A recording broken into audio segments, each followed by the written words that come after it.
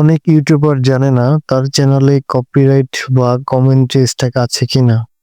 আজ আমি দেখাবো ১ মিনিটে কিভাবে চেক করবেন মোবাইল বা কম্পিউটার ২ ভাবেই। তো প্রথমে আপনারা যে কাজটি করবেন, আপনাদের মোবাইল কিংবা ল্যাপটপ থেকে ক্রোম ব্রাউজারে প্রবেশ করবেন। তো ক্রোম ব্রাউজারে প্রবেশ করার পর আপনারা প্রথমে সার্চ অপশনে ক্লিক করবেন।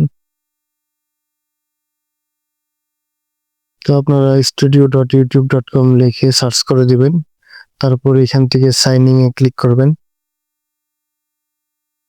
তো সাইন ইন এ ক্লিক করার পর উপর থেকে 3 ডট বাটনে ক্লিক করবেন। তারপর এখান থেকে ডেস্কটপ সাইট যেটি আছে এটিকে ক্লিক করে দিবেন।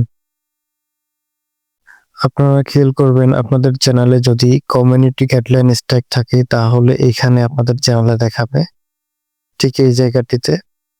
তো আমি দেখাচ্ছি আমার এই চ্যানেলটিতে মূলত কমিউনিটি গাইডলাইন স্ট্রাইক নাই, সেই জন্য এখানে দেখাচ্ছে না।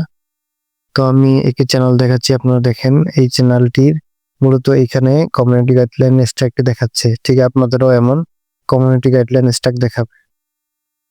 তো এরপর আমি যে কাজটি করব, কপিরাইট স্ট্রাইক কিভাবে আপনারা চেক করবেন, সেই জন্য আপনারা যে কাজটি করবেন এখান থেকে কন্টেন্ট যে অপশনটি আছে এখানে আপনারা ক্লিক করবেন। তো এখানে ক্লিক করার পর আপনারা এখানে দেখতে পারবেন ফিল্টার নামে একটি লেখা আছে, এখানে ক্লিক করবেন। তারপর এখান থেকে কপিরাইট লেখা আছে, এখানে ক্লিক করবেন। তো ক্লিক করার পর দেখতেছেন আমার এখানে কিন্তু একটি ভিডিও নাই, আমার চ্যানেলে মূলত কপিরাইট স্ট্রাইকও নাই, তাই এখানে দেখাচ্ছে না। আপনাদের যদি কপিরাইট স্ট্রাইক থাকে তাহলে অবশ্যই এখানে দেখতে পারবেন।